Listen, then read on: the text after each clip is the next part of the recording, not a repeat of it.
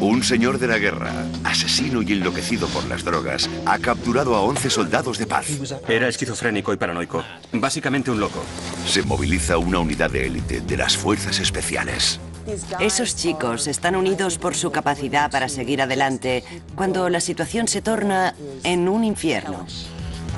Elaboran un audaz y peligroso plan. Teníamos todas las probabilidades en nuestra contra. Ante la amenaza de posibles ejecuciones, las fuerzas especiales entran en acción. Están superados en número, en una proporción de 5 a 1 y en armamento, con artillería pesada. Y su enemigo cree en la magia negra. A continuación, en Operaciones Ocultas, conoceremos los secretos de una misión tan peligrosa que se denominó Operación Muerte Segura.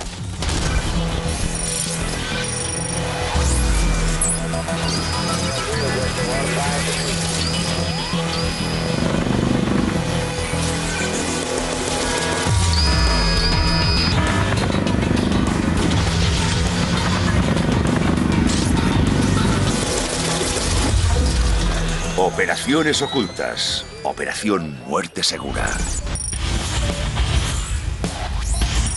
Agosto del año 2000, Sierra Leona. Una pequeña nación desgarrada por la guerra en la costa occidental de África. Durante casi una década, una débil alianza de bandas rebeldes asesinas ha luchado por el control del país. Sus líderes sueñan con la perspectiva de una fabulosa riqueza. Este es el centro mundial del comercio ilegal de los diamantes de sangre. Los diamantes de sangre se habían convertido en un factor extraordinariamente importante en la violencia que se había desatado. A diario se producen asaltos contra poblados rurales indefensos. Los rebeldes se llevan a menudo a todos los niños para convertirlos en soldados. Los demás son castigados frecuentemente mediante amputaciones. Les cortaban los brazos de dos formas, manga corta o manga larga. La manga corta era por encima del codo, la larga por debajo del codo. El objetivo era propagar el terror por todo el país en una extraña forma de demostrar su poder. Una de las bandas más brutales es un grupo de unos 1000 combatientes, conocidos como los West Side Boys. Los West Side Boys alimentaban su guerra con las drogas y el alcohol. Acosaban a las mujeres locales, y no cabe ninguna duda de que el sexo y las drogas ocupaban un lugar destacado en su comportamiento y actividades. Eran un grupo peligroso, simplemente porque eran completamente impredecibles. Por si eso no fuese suficiente, tenían la creencia de que el vudú les protegía hasta el punto de hacerles inmunes a las balas. Un hombre que perteneció casi 2 años a los West Side Boys es el Zorro Negro, de 26 años. Fue reclutado por los rebeldes con solo 14 años y ascendió hasta convertirse en un oficial de confianza. Solíamos fumar mucha marihuana. En cuanto a la bebida, teníamos un alcohol casero muy fuerte llamado vino duro. A veces había cocaína disponible, pero la heroína estaba por todas partes. Si entrabas en la selva por aquel entonces, te encontrabas a todo el mundo colocado con heroína. Yo solía estar colocado todo el día. Las drogas me hacían sentir fuerte y listo para la batalla. En cuanto las consumía, estaba preparado para cualquier pelea.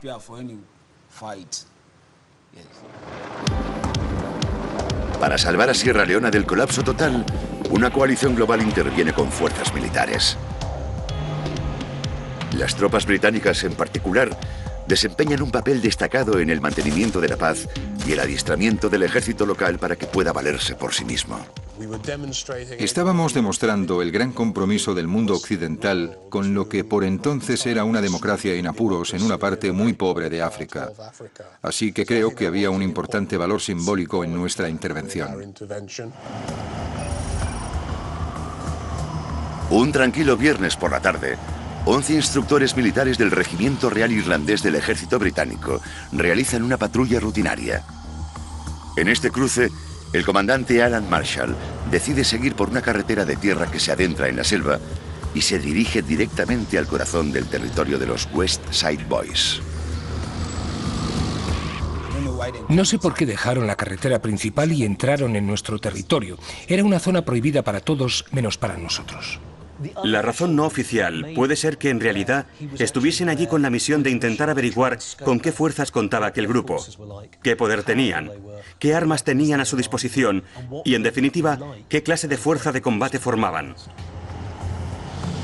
Los británicos no se dan cuenta de que ya han sido avistados por los vigilantes de los West Side Boys, escondidos en el bosque. Los consideramos una grave amenaza. Vinieron a nuestro campamento sin autorización. No conocíamos sus intenciones y pensábamos que estaban allí para espiarnos, así que no podíamos dejar que se fuesen. Llegaron a la orilla del río donde estaba situada una parte de la base rebelde, e inmediatamente, nada más llegar allí,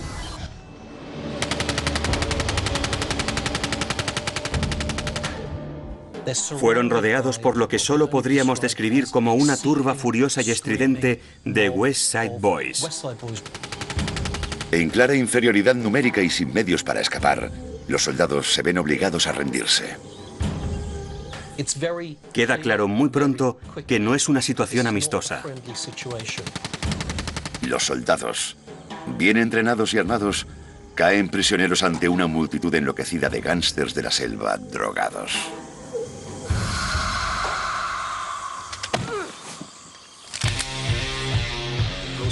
Arrestamos a los soldados para atraer la atención de la comunidad internacional.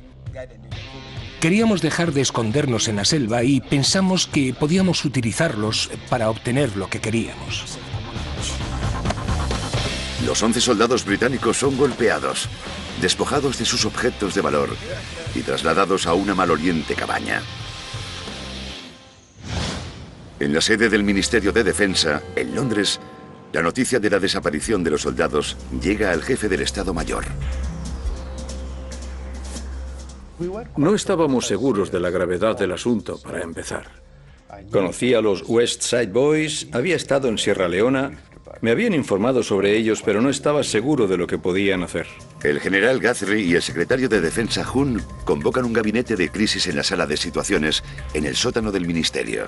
El problema era cómo liberar a aquellas personas que habían sido secuestradas y que estaban en tremendo peligro de ser torturadas, asesinadas o trasladadas a otras partes de Sierra Leona. Así que era un asunto realmente urgente. No sabían nada, no tenían información de inteligencia, no tenían imágenes de la base rebelde, desconocían el número de rebeldes, desconocían cuántas armas tenían y, lo más preocupante, no sabían si los soldados británicos resultarían asesinados en caso de una operación de rescate. A los británicos les atormenta el recuerdo de una desastrosa misión de rescate en África 7 años antes. El tristemente célebre incidente del Black Hawk derribado. 18 militares americanos fueron asesinados después de que sus helicópteros fueran derribados por un cohete y sus cadáveres fueron arrastrados por las calles de Mogadiscio, en Somalia. Obviamente los informes llegaron al primer ministro, se lo comunicamos. Y recuerdo que preguntó, ¿esto es muy peligroso? Yo dije, sí, muy peligroso. ¿Es probable que los asesinen? Preguntó, casi con total certeza. Aterrorizado ante las posibles consecuencias de un rescate fallido, el gobierno británico decide intentar negociar la liberación de los rehenes. Estaba completamente satisfecho con el inicio de las negociaciones, pero debo decir que en el fondo siempre seguimos preparando una acción militar para liberarles. Si las negociaciones fracasan, no habrá más remedio que liberar a los rehenes por la fuerza.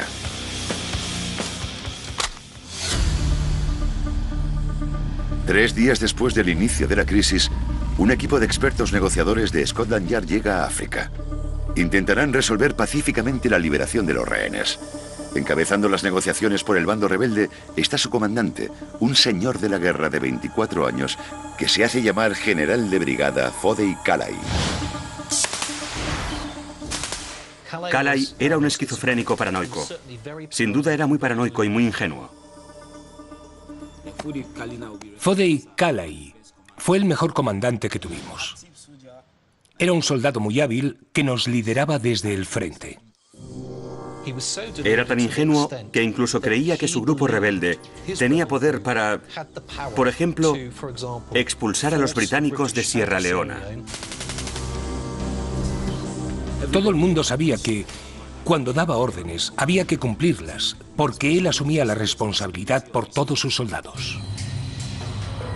En su primera reunión con los negociadores, Calais plantea una retahíla incoherente de exigencias, que van desde solicitar simplemente una amnistía para los West Side Boys hasta insistir, increíblemente, en que todos los británicos abandonen el país. Lo más extravagante de todo es que el propio Calais quiere ser nombrado presidente de Sierra Leona.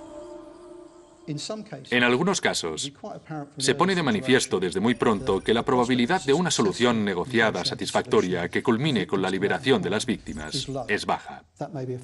Puede ser un factor relativo a la historia del grupo, a las condiciones y la naturaleza de las condiciones que se exigen, a la ideología política. Puede haber una gran variedad de factores que lleven a emitir ese juicio. Los negociadores caminan sobre una peligrosa cuerda floja. Las exigencias de Calais son imposibles de cumplir, pero el equipo debe hacerle creer lo contrario. La esperanza es que, mientras siga hablando, los rehenes seguirán con vida. Estaba claro que, de primeras, no querían matarlos, que veían un valor en ellos y que por eso querían mantenerlos con vida. Eso era una buena noticia. La mala noticia en esta situación es la imprevisibilidad y la volatilidad. En un abrir y cerrar de ojos, puedes pasar de una situación estable en la que tratan bien a los rehenes a otra situación en la que los matan. Para confirmar el buen trato hacia los rehenes, los negociadores insisten en reunirse con el comandante Marshall, el líder de la patrulla, en persona.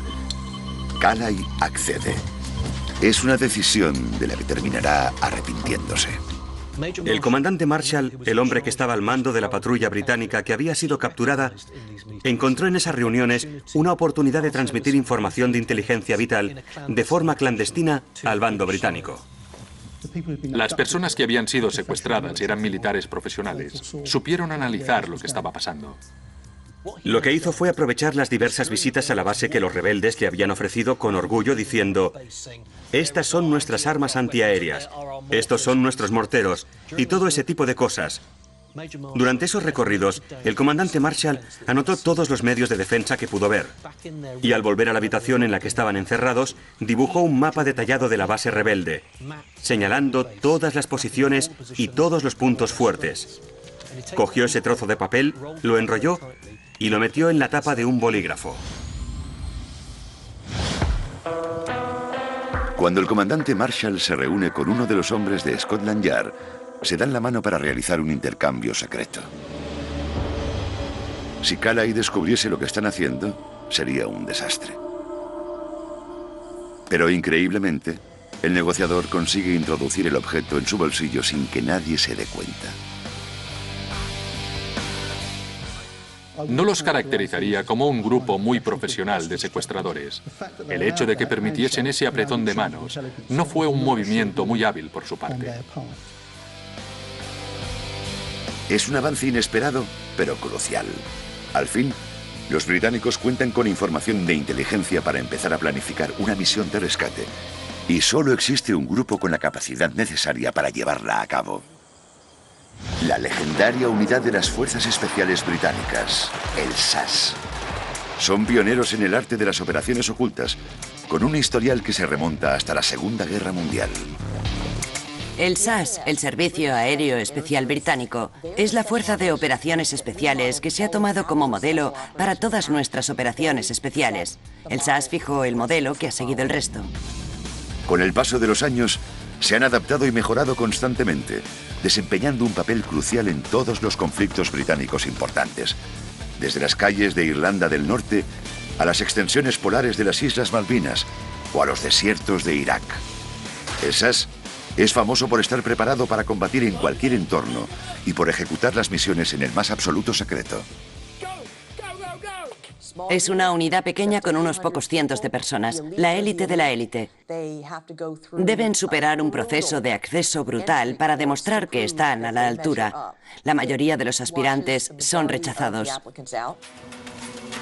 Aquellos que consiguen superar las notorias dificultades del proceso de selección tienen el honor de llevar el emblema del puñal con alas del SAS en sus boinas del ejército. Me alisté en el ejército para ser un soldado y cumplir con los deberes que eso incluye. Y ser miembro del SAS es algo tan puro como la nieve cuando nos referimos al oficio de soldado. El SAS tiene dos especialidades en particular. La primera es asaltar objetivos complicados. En Londres, en 1980, lograron rescatar a 19 rehenes, poniendo fin al secuestro de los terroristas de la embajada iraní. El SAS fue pionero en el arte de irrumpir en un lugar y rescatar a los rehenes. Eso implica hacer cosas como descender en cuerdas desde helicópteros, derribar puertas, lanzar granadas cegadoras y a continuación disparar rápidamente y eliminar a todos los elementos hostiles, liberando a los civiles. Era algo que habían perfeccionado. El entrenamiento para la liberación de rehenes es bastante intenso, como se puede imaginar, porque apenas hay margen de error. No hay una segunda oportunidad cuando está en juego la vida de la gente. No cuentan con todos los equipamientos especiales que tienen los americanos, pero los chicos del SAS dirán, sí, lo que nos falta en equipamiento lo compensamos con nuestra capacidad. Su otra gran habilidad es la guerra en la selva. La guerra en la selva es, en opinión de muchos, una de las formas más puras de combate. Tienes que estar perfectamente adaptado al entorno. No hay espacios abiertos, está todo cerrado. Es un entorno cerrado que te rodea por completo. La unidad se está preparando para poner ambas especialidades en práctica y comienza a planificar un audaz rescate, haciendo uso del mapa conseguido. La crisis se ha prolongado ya durante casi 7 días, pero los negociadores siguen intentando alcanzar un acuerdo pacífico. Calais solicita ahora algo más razonable: medicinas para su campamento y un teléfono vía satélite para poder llamar a la BBC y proclamar sus quejas al mundo. Los británicos aceptan de inmediato a cambio de la liberación de algunos de los rehenes. Fue un éxito enorme en la negociación. 5 rehenes fueron liberados a cambio de un teléfono vía satélite y medicamentos. Es una situación donde todos son ventajas porque, 1, vale la pena tener comunicaciones buenas y eficaces con los elementos hostiles. 2, los medicamentos son una buena idea, en particular si los van a utilizar con algunos de tus propios individuos. Y 3, es una oportunidad de obtener información de inteligencia. Es una jugada maestra que cambiará el transcurso de la operación. Casi la mitad de los hombres quedan en libertad. Y además, los británicos pueden utilizar la señal del teléfono vía satélite para localizar el escondite secreto de Calais. Sin que lo sepa él ni nadie de su círculo más próximo, una fuerza militar acaba de llegar a Sierra Leona para iniciar los preparativos para un rescate. Está formada por unos 300 hombres. La mayoría pertenecen a la primera línea de la Fuerza Aerotransportada Británica, el régimen de paracaidistas, conocidos dentro del ejército británico simplemente como los paras. Pero únicamente van a actuar en funciones de apoyo. El rescate será llevado a cabo por un equipo de 50 hombres del Servicio Aéreo Especial de Élite, el SAS, y unos 20 compañeros de la Unidad de Fuerzas Especiales propia de la Marina Británica, el SBS o Servicio Especial de Embarcaciones. Para evitar levantar sospechas, la misión se oculta bajo un nombre en clave inocuo: Operación Barras. A menudo me preguntan, ¿cómo diablos elige Gran Bretaña nombres tan curiosos para sus operaciones? En contraste con Estados Unidos, que habla de la Operación Libertad y que utiliza nombres bastante dramáticos para sus actividades militares. La respuesta, me temo, es bastante prosaica y probablemente muy británica. Simplemente permitimos que un ordenador genere nombres aleatoriamente que posteriormente, siempre que sean apropiados, se asignan según corresponda. Con el apoyo tácito del gobierno de Sierra Leona, los hombres de la Operación Barras establecen una base secreta a las afueras de la capital. Hasta que nos desplazamos a Sierra Leona no empezamos a centrarnos y a pensar en lo que iba a pasar realmente.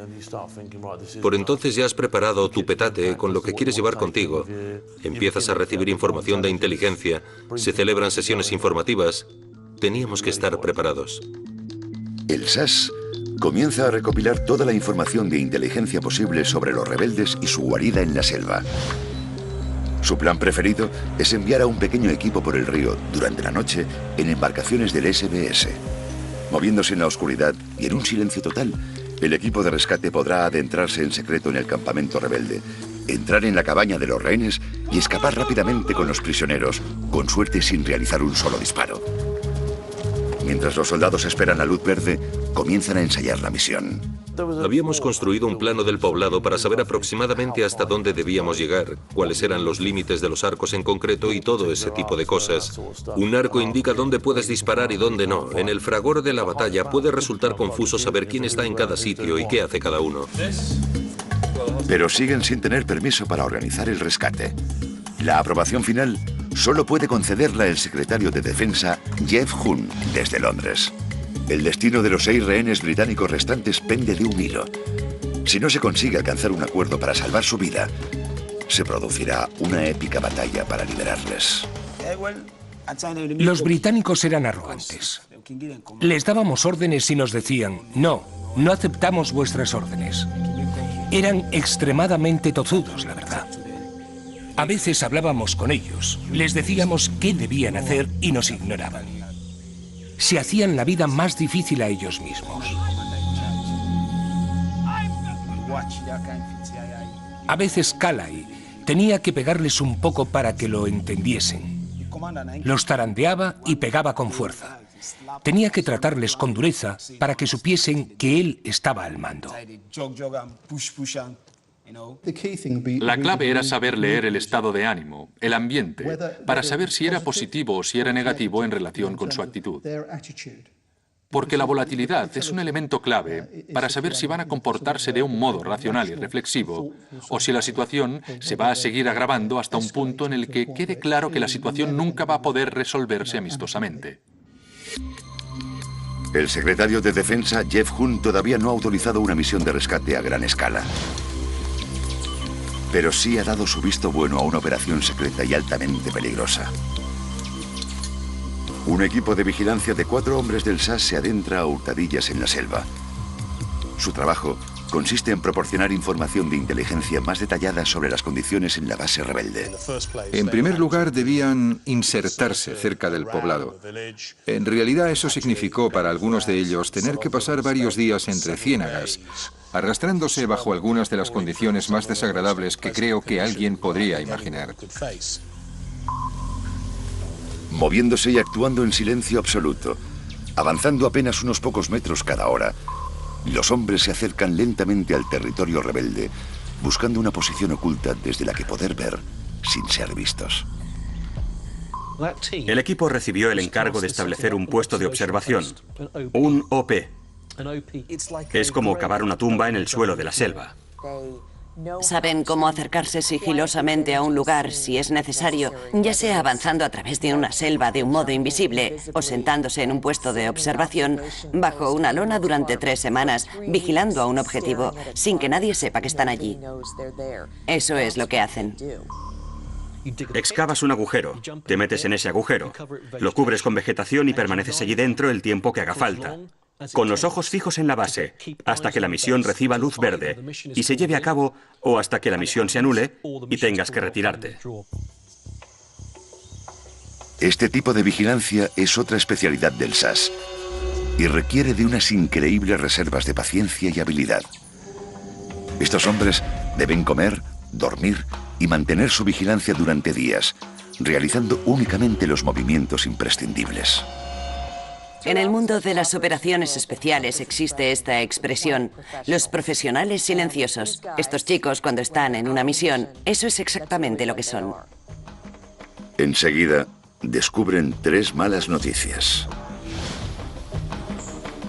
En primer lugar, los prisioneros ya no están en la base rebelde en la que fueron retenidos inicialmente.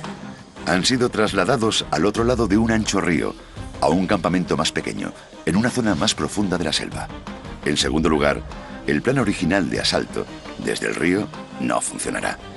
El río está lleno de bancos de arena ocultos, así que no podrán utilizar las embarcaciones de las fuerzas especiales.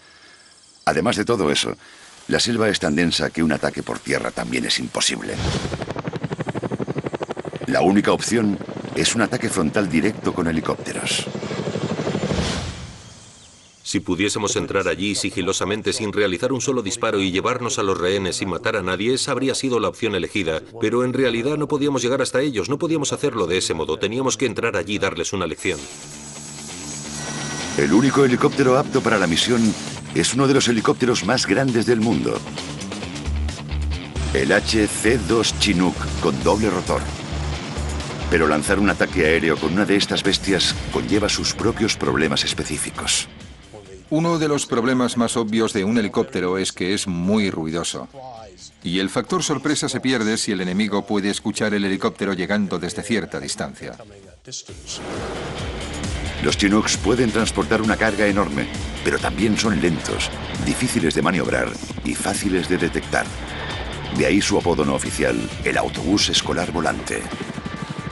Si un Chinook fuese alcanzado y derribado con un gran número de agentes del SAS en su interior, habría sido muy grave. Para complicar aún más las cosas, la mayor parte de los West Side Boys permanecen en la base principal, en la orilla sur del río. Cuentan con una batería de armamento pesado, incluyendo cohetes lanzagranadas, ametralladoras pesadas y morteros. Cualquiera de esas armas podría alcanzar a un Chinook en pleno vuelo. O podrían disparar la artillería contra el campamento de los rehenes al otro lado del río. En ese caso, cualquier misión de rescate se convertiría rápidamente en una misión suicida. Los comandantes del SAS deben replantearse toda la operación. El tiempo se agota. El líder rebelde Fodey Calais se muestra cada vez más impaciente con las rondas interminables de negociaciones. Podía cambiar en un abrir y cerrar de ojos. Era enormemente impredecible, enormemente volátil, y grupos como estos ya han matado muchas veces antes. Aunque hoy parezcan tranquilos, en ningún momento eso te garantiza la seguridad de los rehenes mañana o pasado mañana.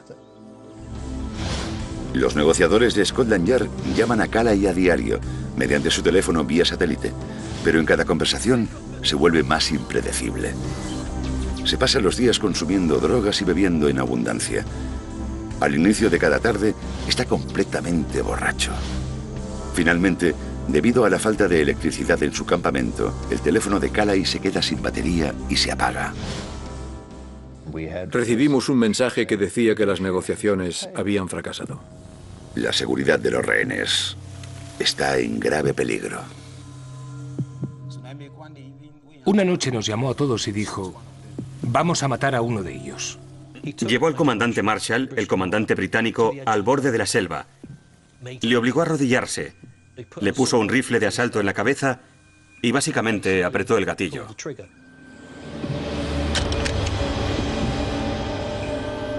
El rifle de Calais está vacío. Pero la próxima vez, con toda probabilidad, estará cargado.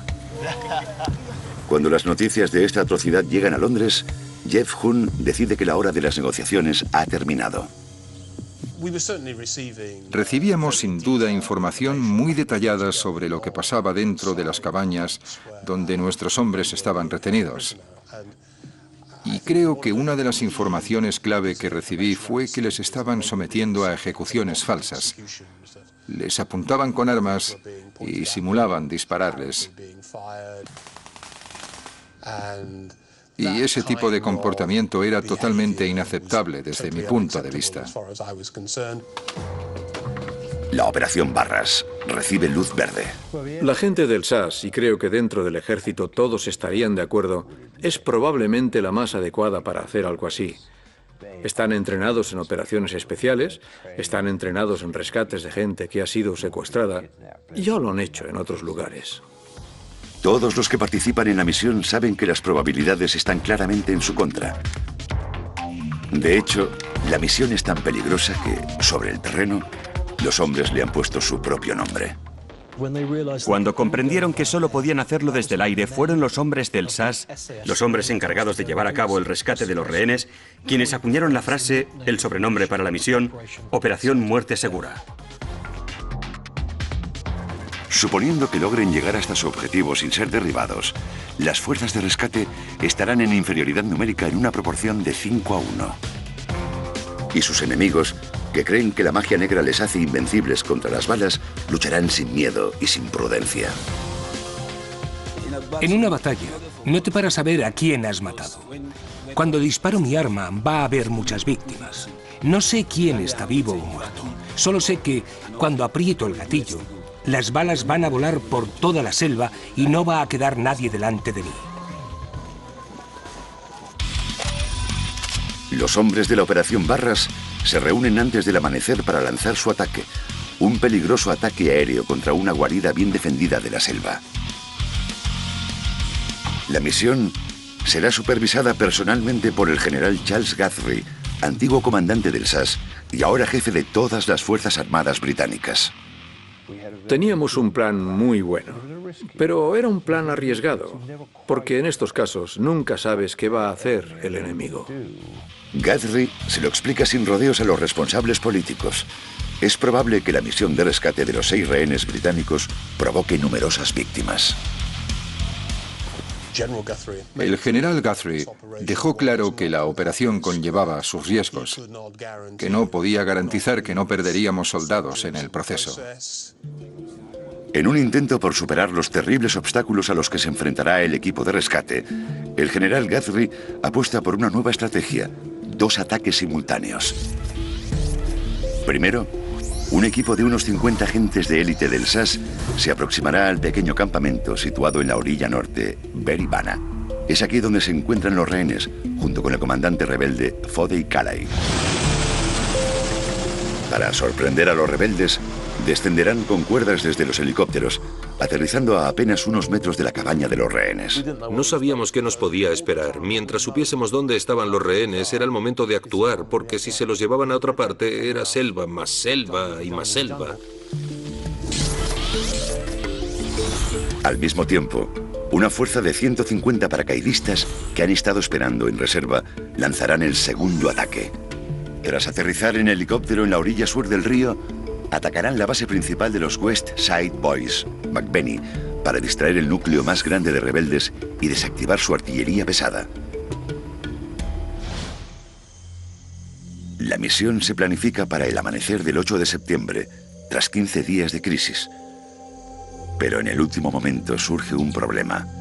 El equipo de observación del SAS, escondido en la selva, envía un mensaje urgente. La misión estaba planificada originalmente para el amanecer del sábado por la mañana, pero en realidad los agentes que literalmente se habían arrastrado por las ciénagas para acercarse a las cabañas y al poblado tardaron más de lo que habíamos previsto.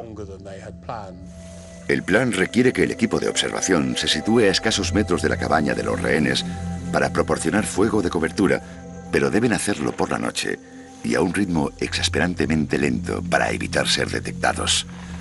Piden un aplazamiento de 24 horas. Debido al tiempo que tardaron en situarse en posición, el ataque se retrasó hasta la mañana del domingo. La noche antes del ataque, todos estaban fuera de sí.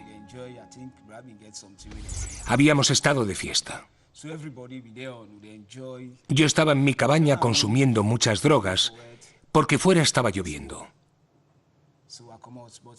No teníamos ni idea de lo que estaba a punto de pasar.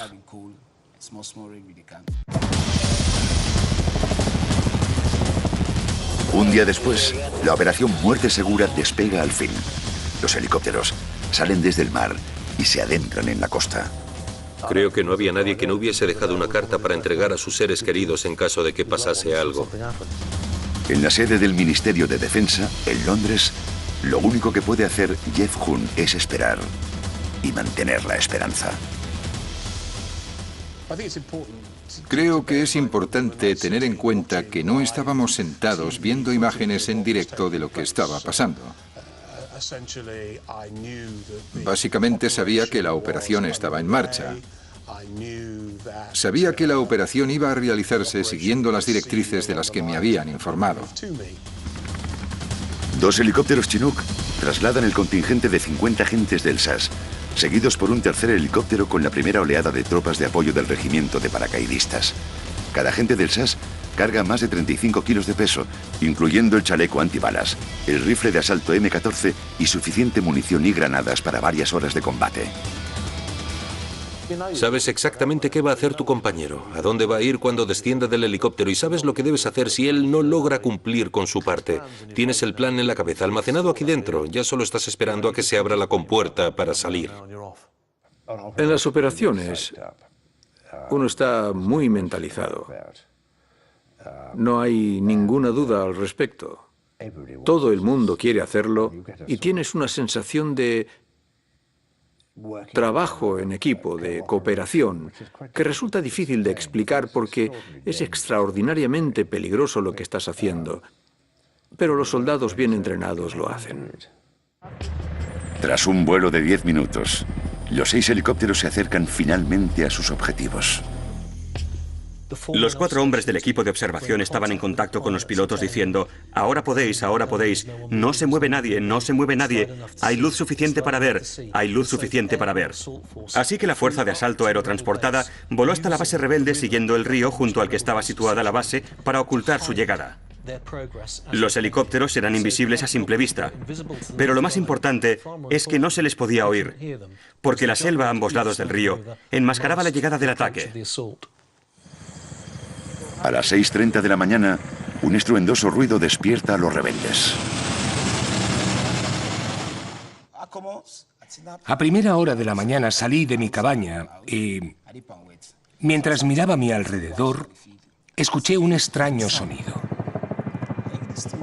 Me giré y vi un helicóptero enorme.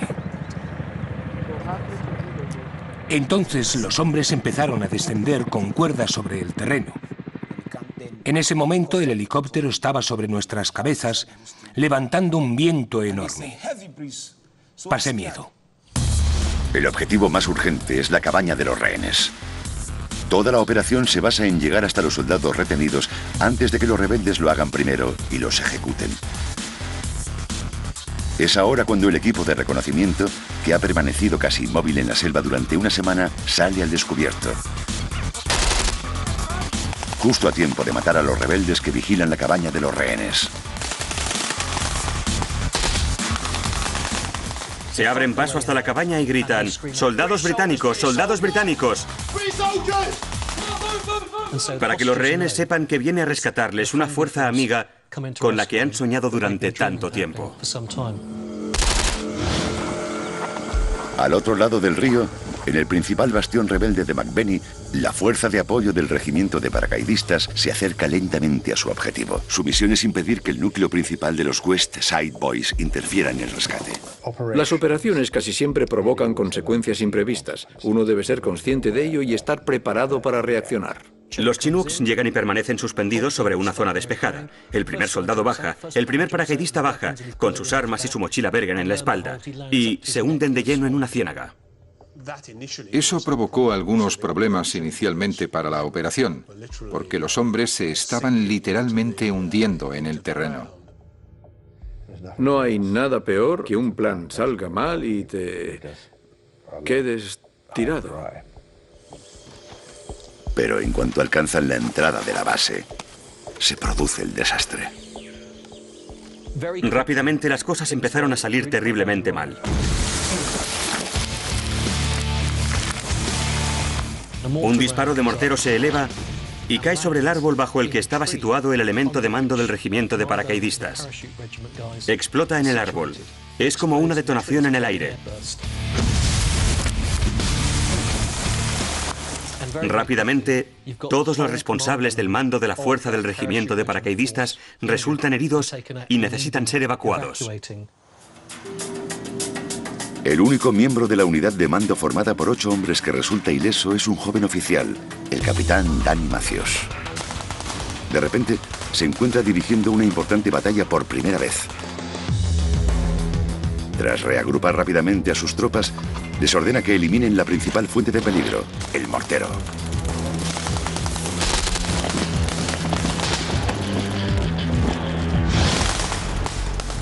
A estas alturas, en el pequeño campamento situado al norte del río, el ejército rebelde responde al ataque.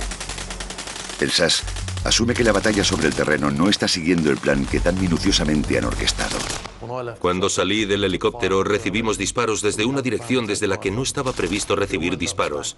Acabábamos amontonados de un modo completamente diferente, en una parte del poblado diferente de la que habíamos previsto, porque habíamos recibido numerosos disparos por detrás. Intenté reunir a mi grupo en el extremo del bosque y protegernos detrás de una de las construcciones. Podía ver que las cosas estaban poniendo feas, así que nos alejamos. Sabíamos que los Whiteside Boys estaban fuertemente armados, No había duda de que lucharon muy duro desde el momento en que se dieron cuenta de lo que pasaba. Las disciplinadas fuerzas especiales logran mantener a raya a los rebeldes el tiempo suficiente para escoltar a los rehenes hasta la zona de aterrizaje del helicóptero. No puedes permitirte apagarlo. Sería una vergüenza terrible entrar en el poblado, rescatar a los rehenes, pasar un día maravilloso y luego recibir un disparo mientras subes al helicóptero para marcharte. La misión parece al borde del éxito, cuando un soldado del SAS es alcanzado por una potente ráfaga de disparos. Un soldado llamado Brad Tinion, que era una leyenda dentro del SAS, fue alcanzado por los disparos y resultó gravemente herido. Hay varios heridos graves en una orilla del río. Un soldado del SAS agonizando en la otra orilla, y aunque los rehenes han sido liberados, todavía no están a salvo. El éxito de la operación Muerte Segura pende de un hilo.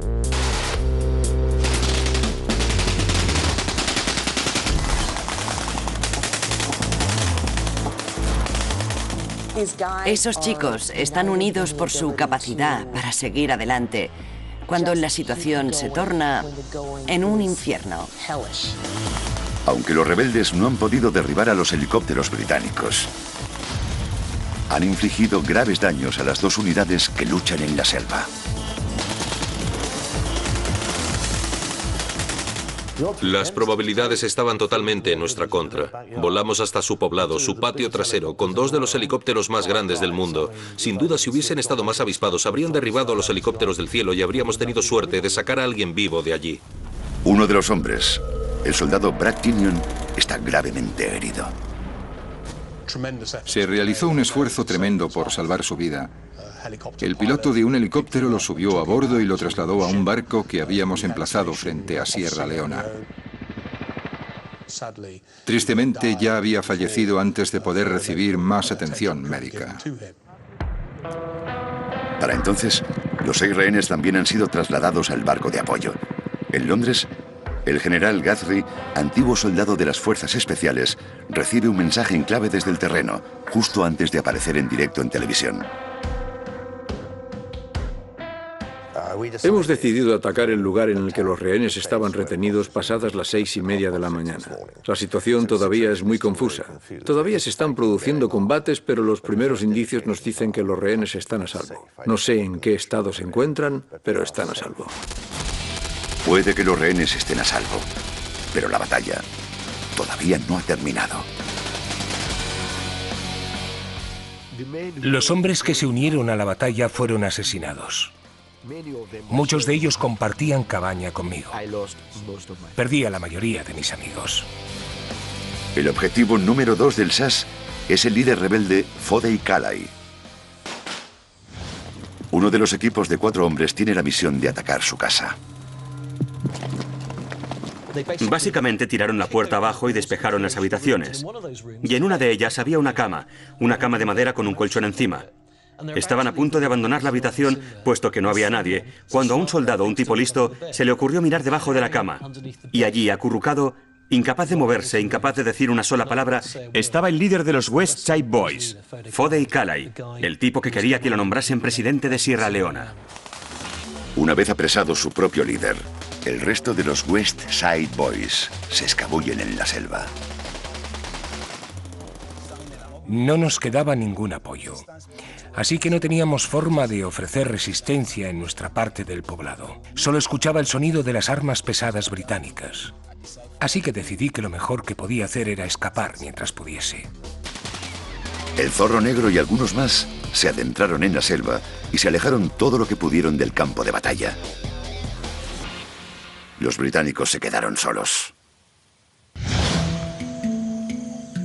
Hoy el Zorro Negro regresa al poblado de Beribana, donde los rehenes permanecieron retenidos y donde vivió durante casi 18 meses como integrante de los West Side Boys. Es la primera vez que vuelve a este lugar, desde la batalla con los británicos 12 años antes.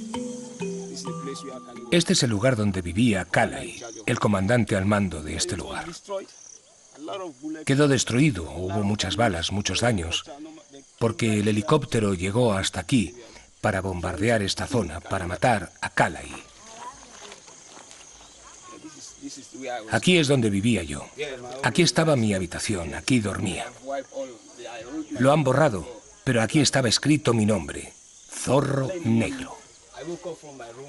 A primera hora de la mañana me desperté en mi habitación. Vine hasta aquí. Estaba justo aquí, orinando. Escuché el sonido desde ese lado. De inmediato vi los helicópteros y gente bajando de ellos. Entré apresuradamente en casa, intenté despertar a mis amigos, cogí mi AK-47 y permanecí ahí. Había tiroteos por todas partes, así que intentamos resistirnos, responder a los disparos, pero era demasiado tarde. El fuego era demasiado y había británicos por todas partes. Así que decidí escapar hacia esos matorrales. Corrí y me abrí camino disparando contra los árboles. Disparé unas 30 balas hacia esta zona para intentar abrirme paso. Ellos vinieron por aquí, en esta dirección. Me adentré en la vegetación y me alejé de los disparos. Los británicos estaban por todas partes. Era arriesgado porque nos habían tendido una emboscada desde todos los flancos. Conseguí escapar gracias a la voluntad y al poder de Dios. Todos los rehenes del regimiento real irlandés se recuperaron por completo y varios de ellos todavía sirven en el ejército británico actualmente. Fodey Calley, el líder rebelde, fue juzgado en Freetown y condenado a 50 años de prisión. Los demás West Side Boys que sobrevivieron a la batalla se unieron al proceso de reconciliación y regresaron a la vida civil. Hoy en día el Zorro Negro es un sin techo que vive en las calles de Freetown, la capital. Bueno, los West Side Boys se disolvieron y cada uno siguió su camino. Los que sobrevivieron tuvieron que seguir sobreviviendo. Los que fueron capturados tuvieron que enfrentarse a la cárcel y ese fue el final para nosotros. Allí se acabó todo. La Operación Barras causó un enorme impacto en Sierra Leona. Durante los meses siguientes, los rebeldes de todo el país depusieron las armas. Los rebeldes recibieron un mensaje claro que no se podía malinterpretar. Si seguís haciendo lo que hacéis, iremos a por vosotros y os atraparemos. En vuestras bases rebeldes, donde quiera que estéis, en la selva, con nuestras fuerzas. Tenéis los días contados. Hoy en día, Sierra Leona sigue siendo un país pobre, pero pacífico. Esta misión de rescate puso punto final a años de conflicto. Todo gracias a la habilidad y la valentía del SAS.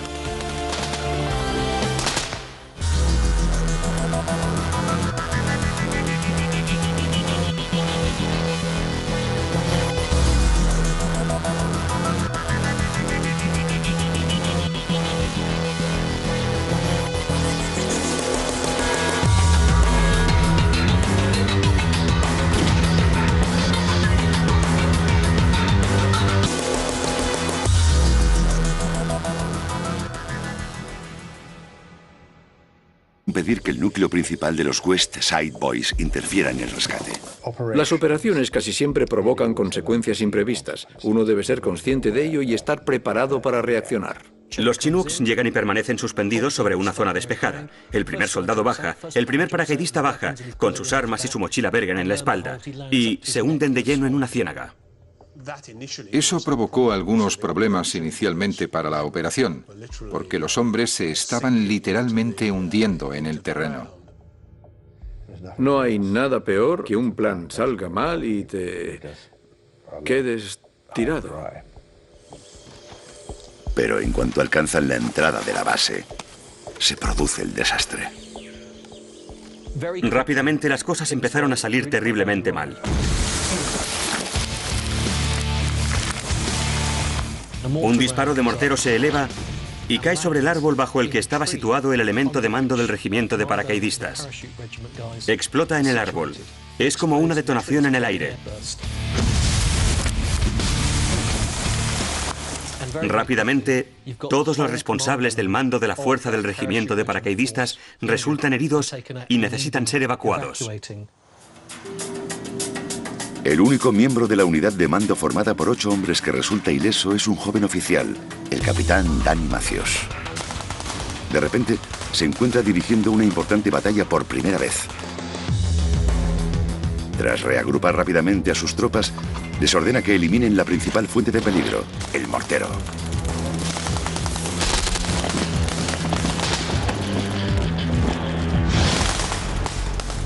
A estas alturas, en el pequeño campamento situado al norte del río, el ejército rebelde responde al ataque.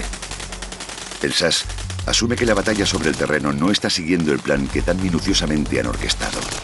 Cuando salí del helicóptero, recibimos disparos desde una dirección desde la que no estaba previsto recibir disparos. Acabábamos amontonados de un modo completamente diferente, en una parte del poblado diferente de la que habíamos previsto, porque habíamos recibido numerosos disparos por detrás. Intenté reunir a mi grupo en el extremo del bosque y protegernos detrás de una de las construcciones. Podía ver que las cosas estaban poniendo feas, así que nos alejamos.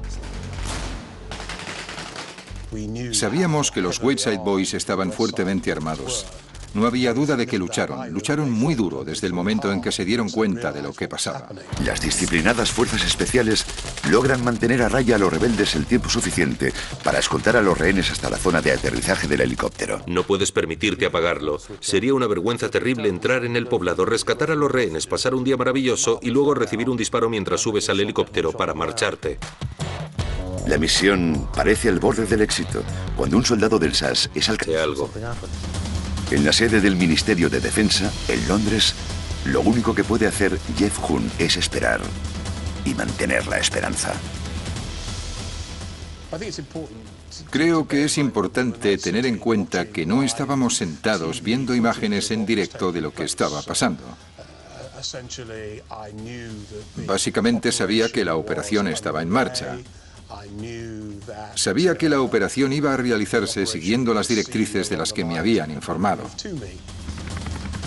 2 helicópteros Chinook trasladan el contingente de 50 agentes del SAS, seguidos por un tercer helicóptero con la primera oleada de tropas de apoyo del regimiento de paracaidistas.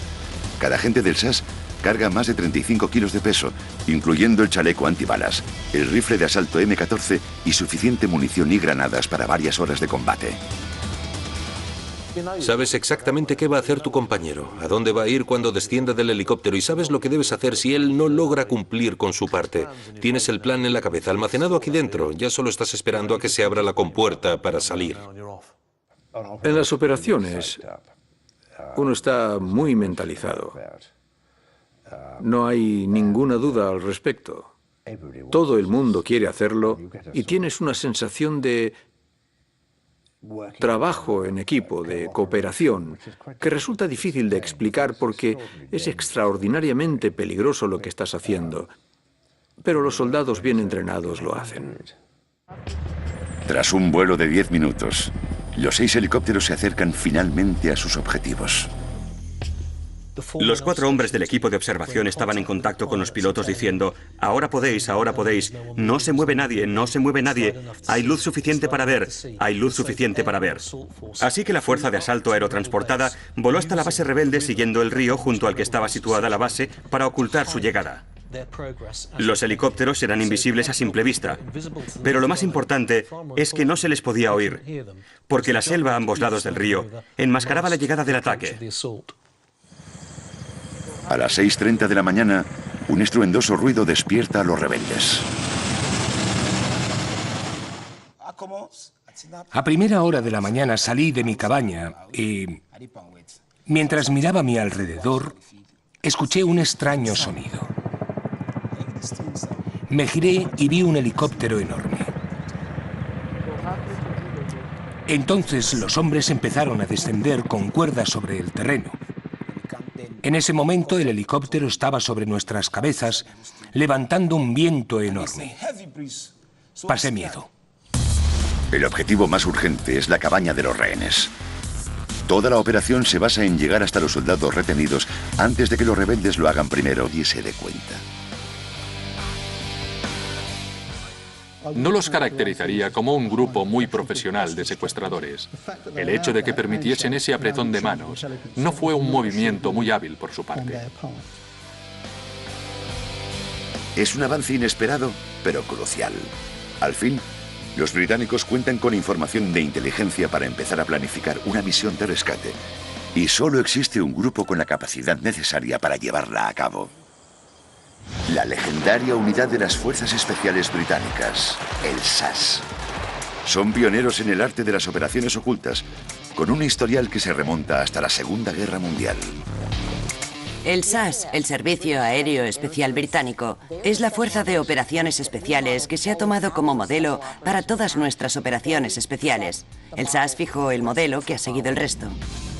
Con el paso de los años, se han adaptado y mejorado constantemente, desempeñando un papel crucial en todos los conflictos británicos importantes, desde las calles de Irlanda del Norte a las extensiones polares de las Islas Malvinas o a los desiertos de Irak.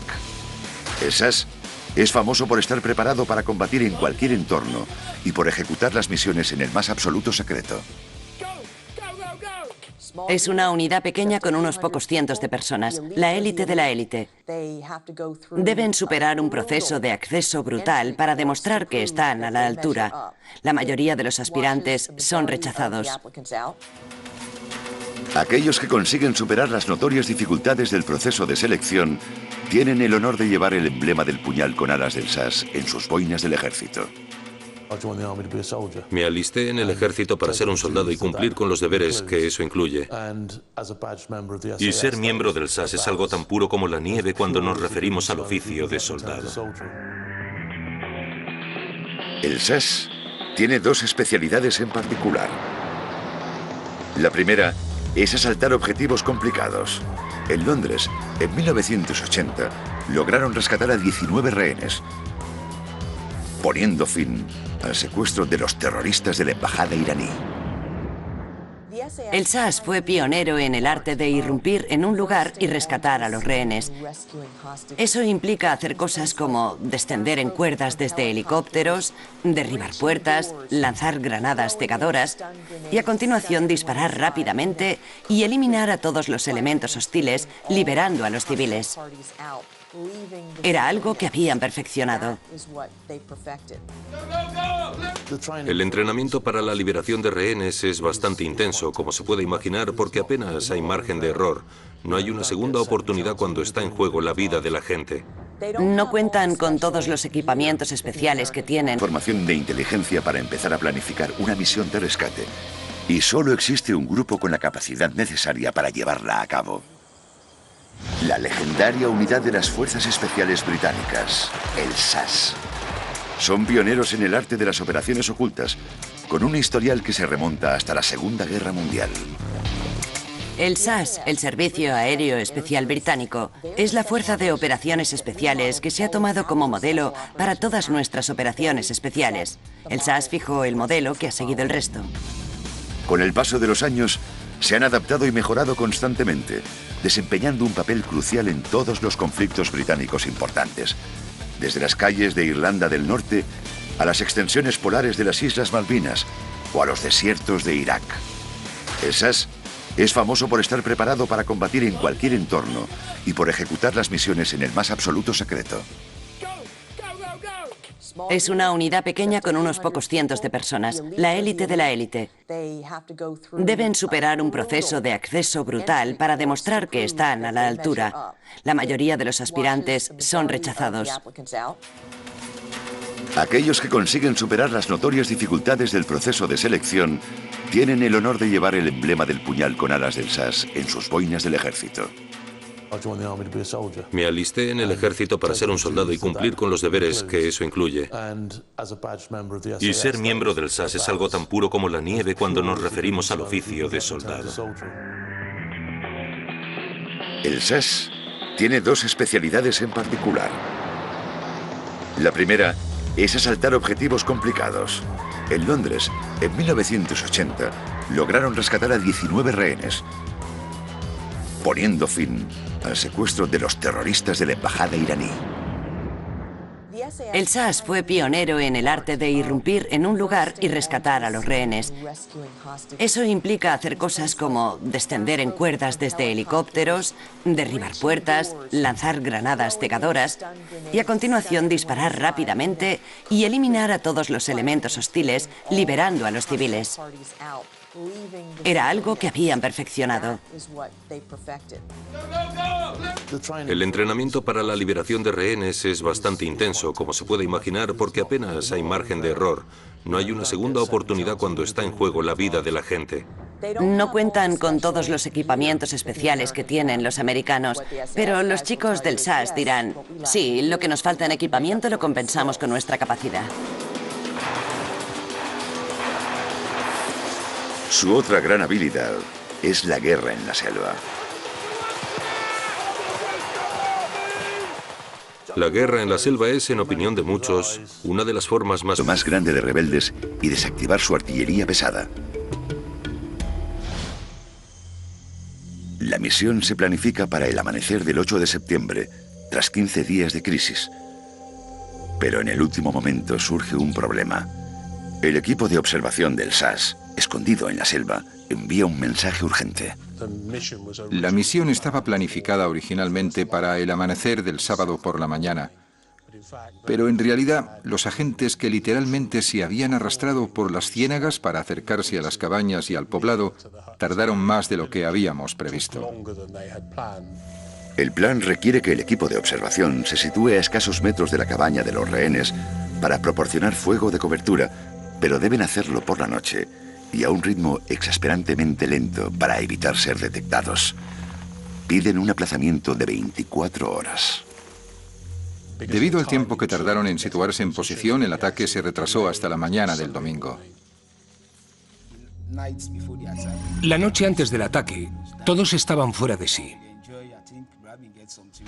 Habíamos estado de fiesta. Yo estaba en mi cabaña consumiendo muchas drogas porque fuera estaba lloviendo. No teníamos ni idea de lo que estaba a punto de pasar.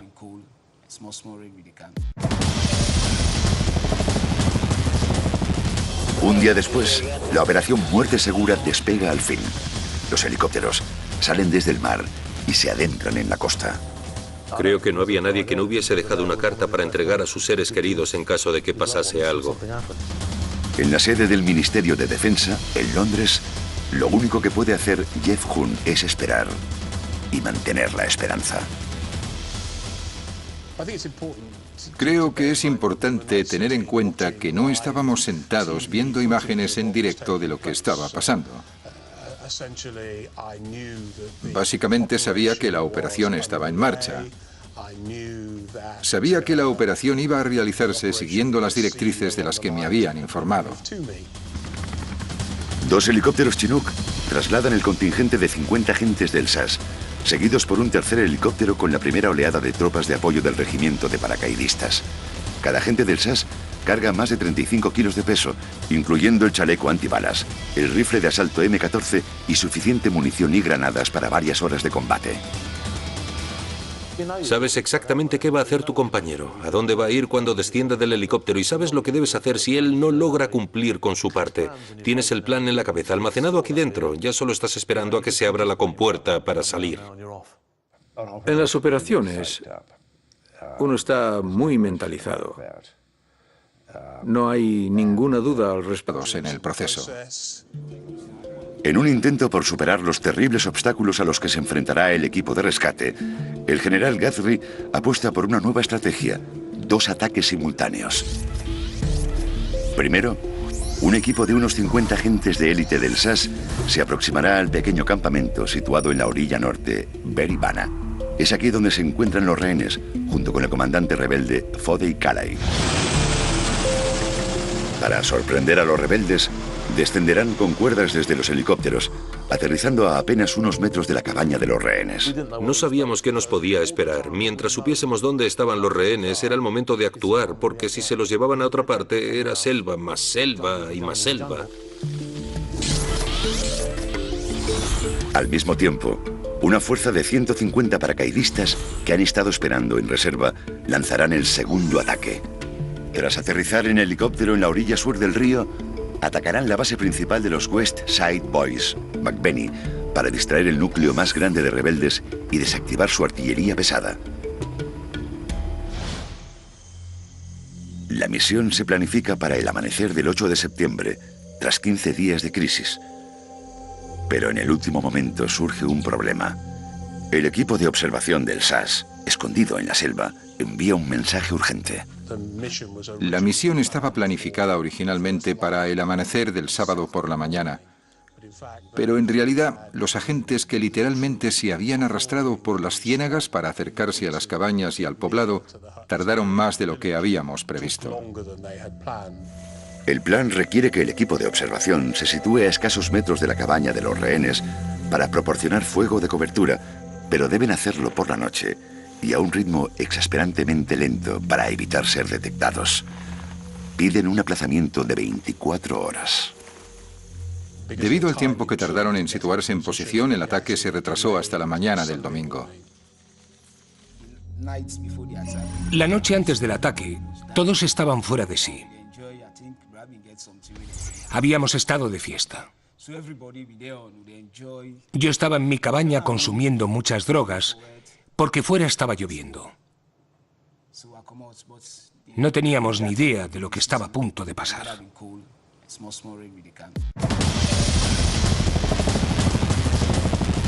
Un día después, la operación Muerte Segura despega al fin. Los helicópteros salen desde el mar y se adentran en la costa. Creo que no había nadie que no hubiese dejado una carta para entregar a sus seres queridos en caso de que pasase algo. En la sede del Ministerio de Defensa, en Londres, lo único que puede hacer Jeff Hunt es esperar y mantener la esperanza. Y enloquecido por las drogas, ha capturado a 11 soldados de paz. Era esquizofrénico y paranoico. Básicamente un loco. Se moviliza una unidad de élite de las fuerzas especiales. Esos chicos están unidos por su capacidad para seguir adelante cuando la situación se torna en un infierno. Elaboran un audaz y peligroso plan. Teníamos todas las probabilidades en nuestra contra. Ante la amenaza de posibles ejecuciones, las fuerzas especiales entran en acción. Están superados en número, en una proporción de 5-1 y en armamento, con artillería pesada. Y su enemigo cree en la magia negra. A continuación, en operaciones ocultas, conoceremos los secretos de una misión tan peligrosa que se denominó Operación Muerte Segura.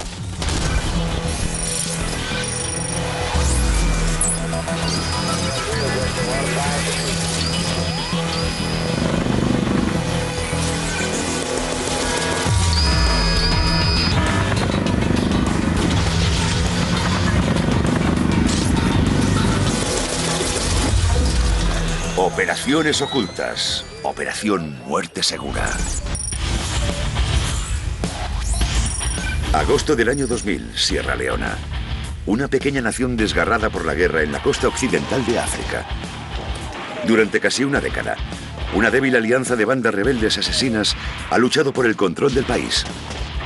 Sus líderes sueñan con la perspectiva de una fabulosa riqueza. Este es el centro mundial del comercio ilegal de los diamantes de sangre. Los diamantes de sangre se habían convertido en un factor extraordinariamente importante en la violencia que se había desatado. A diario se producen asaltos contra poblados rurales indefensos. Los rebeldes se llevan a menudo a todos los niños para convertirlos en soldados. Los demás son castigados frecuentemente mediante amputaciones. Les cortaban los brazos de dos formas, manga corta o manga larga. La manga corta era por encima del codo, la larga por debajo del codo. El objetivo era propagar el terror por todo el país en una extraña forma de demostrar su poder. Una de las bandas más brutales es un grupo de unos 1000 combatientes, conocidos como los West Side Boys. Los West Side Boys alimentaban su guerra con las drogas y el alcohol. Acosaban a las mujeres locales, y no cabe ninguna duda de que el sexo y las drogas ocupaban un lugar destacado en su comportamiento y actividades. Eran un grupo peligroso, simplemente porque eran completamente impredecibles. Por si eso no fuese suficiente, tenían la creencia de que el vudú les protegía hasta el punto de hacerles inmunes a las balas. Los se quedaron solos. Hoy el zorro negro regresa al poblado de Beribana, donde los rehenes permanecieron retenidos y donde vivió durante casi 18 meses como integrante de los West Side Boys.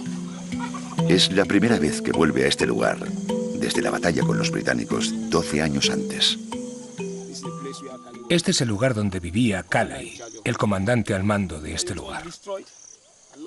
Quedó destruido, hubo muchas balas, muchos daños, porque el helicóptero llegó hasta aquí para bombardear esta zona, para matar a Calais. Aquí es donde vivía yo. Aquí estaba mi habitación, aquí dormía. Lo han borrado, pero aquí estaba escrito mi nombre, Zorro Negro. A primera hora de la mañana me desperté en mi habitación. Vine hasta aquí. Estaba justo aquí, orinando. Escuché el sonido desde ese lado. De inmediato vi los helicópteros y gente bajando de ellos. Entré apresuradamente en casa, intenté despertar a mis amigos, cogí mi AK-47 y permanecí ahí. Había tiroteos por todas partes, así que intentamos resistirnos, responder a los disparos, pero era demasiado tarde. El fuego era demasiado y había británicos por todas partes. Así que decidí escapar hacia esos matorrales. Corrí y me abrí camino disparando contra los árboles. Disparé unas 30 balas hacia esta zona para intentar abrirme paso. Ellos vinieron por aquí, en esta dirección. Me adentré en la vegetación y me alejé de los disparos. Los británicos estaban por todas partes. Era arriesgado porque nos habían tendido una emboscada desde todos los flancos. Conseguí escapar gracias a la voluntad y al poder de Dios. Todos los rehenes del regimiento real irlandés se recuperaron por completo y varios de ellos todavía sirven en el ejército británico actualmente. Fodey Calais, el líder rebelde, fue juzgado en Freetown y condenado a 50 años de prisión. Los demás West Side Boys que sobrevivieron a la batalla se unieron al proceso de reconciliación y regresaron a la vida civil. Hoy en día el Zorro Negro es un sin techo que vive en las calles de Freetown, la capital. Bueno, los West Side Boys se disolvieron y cada uno siguió su camino. Los que sobrevivieron tuvieron que seguir sobreviviendo. Los que fueron capturados tuvieron que enfrentarse a la cárcel y ese fue el final para nosotros. Allí se acabó todo. La Operación Barras causó un enorme impacto en Sierra Leona. Durante los meses siguientes, los rebeldes de todo el país depusieron las armas. De un bolígrafo. Cuando el comandante Marshall se reúne con uno de los hombres de Scotland Yard, se dan la mano para realizar un intercambio secreto. Si Calais descubriese lo que están haciendo, sería un desastre. Pero increíblemente, el negociador consigue introducir el objeto en su bolsillo sin que nadie se dé cuenta. No los caracterizaría como un grupo muy profesional de secuestradores. El hecho de que permitiesen ese apretón de manos no fue un movimiento muy hábil por su parte. Es un avance inesperado, pero crucial. Al fin, los británicos cuentan con información de inteligencia para empezar a planificar una misión de rescate.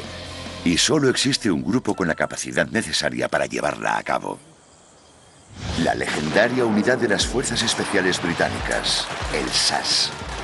Son pioneros en el arte de las operaciones ocultas, con un historial que se remonta hasta la Segunda Guerra Mundial. El SAS, el Servicio Aéreo Especial Británico, es la fuerza de operaciones especiales que se ha tomado como modelo para todas nuestras operaciones especiales. El SAS fijó el modelo que ha seguido el resto. Con el paso de los años, se han adaptado y mejorado constantemente, desempeñando un papel crucial en todos los conflictos británicos importantes, desde las calles de Irlanda del Norte a las extensiones polares de las Islas Malvinas o a los desiertos de Irak.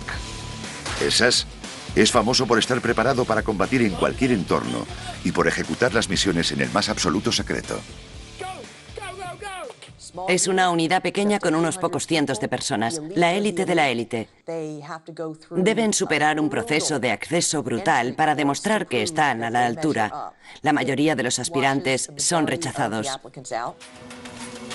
Aquellos que consiguen superar las notorias dificultades del proceso de selección tienen el honor de llevar el emblema del puñal con alas del SAS en sus boinas del ejército. Me alisté en el ejército para ser un soldado y cumplir con los deberes que eso incluye. Y ser miembro del SAS es algo tan puro como la nieve cuando nos referimos al oficio de soldado. El SAS tiene dos especialidades en particular. La primera es asaltar objetivos complicados.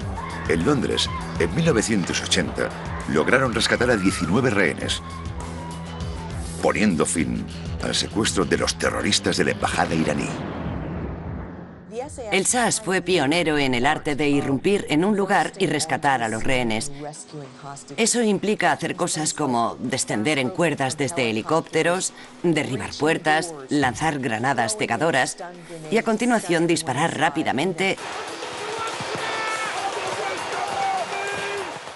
La guerra en la selva es, en opinión de muchos, una de las formas más puras de combate. Tienes que estar perfectamente adaptado al entorno. No hay espacios abiertos, está todo cerrado. Es un entorno cerrado que te rodea por completo. La unidad se está preparando para poner ambas especialidades en práctica y comienza a planificar un audaz rescate, haciendo uso del mapa conseguido. La crisis se ha prolongado ya durante casi 7 días, pero los negociadores siguen intentando alcanzar un acuerdo pacífico.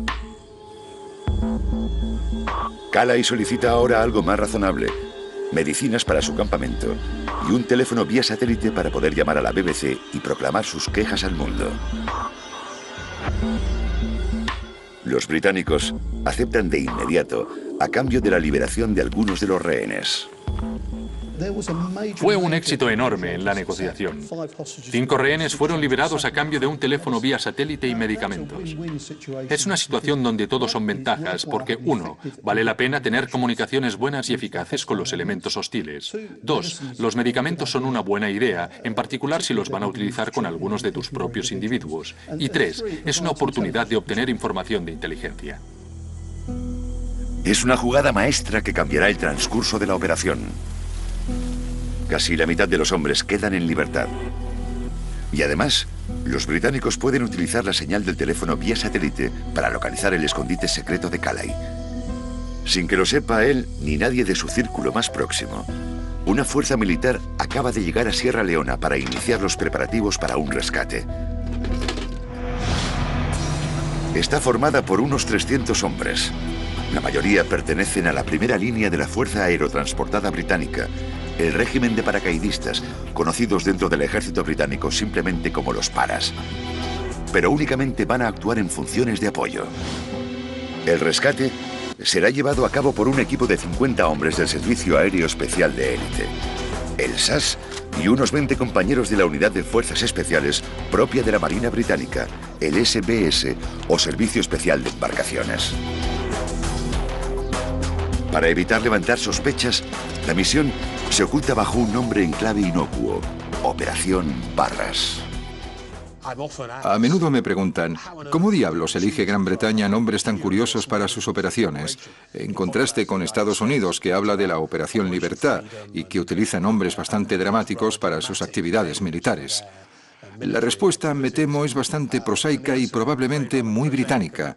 Simplemente permitimos que un ordenador genere nombres aleatoriamente que posteriormente, siempre que sean apropiados. Tras un vuelo de 10 minutos, los 6 helicópteros se acercan finalmente a sus objetivos.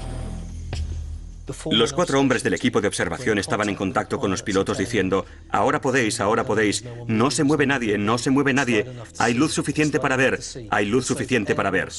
Así que la fuerza de asalto aerotransportada voló hasta la base rebelde siguiendo el río junto al que estaba situada la base para ocultar su llegada. Los helicópteros eran invisibles a simple vista, pero lo más importante es que no se les podía oír, porque la selva a ambos lados del río enmascaraba la llegada del ataque. A las 6:30 de la mañana, un estruendoso ruido despierta a los rebeldes. A primera hora de la mañana salí de mi cabaña y, mientras miraba a mi alrededor, escuché un extraño sonido. Me giré y vi un helicóptero enorme. Entonces los hombres empezaron a descender con cuerdas sobre el terreno. En ese momento el helicóptero estaba sobre nuestras cabezas, levantando un viento enorme. Pasé miedo. El objetivo más urgente es la cabaña de los rehenes. Toda la operación se basa en llegar hasta los soldados retenidos antes de que los rebeldes lo hagan primero y los ejecuten.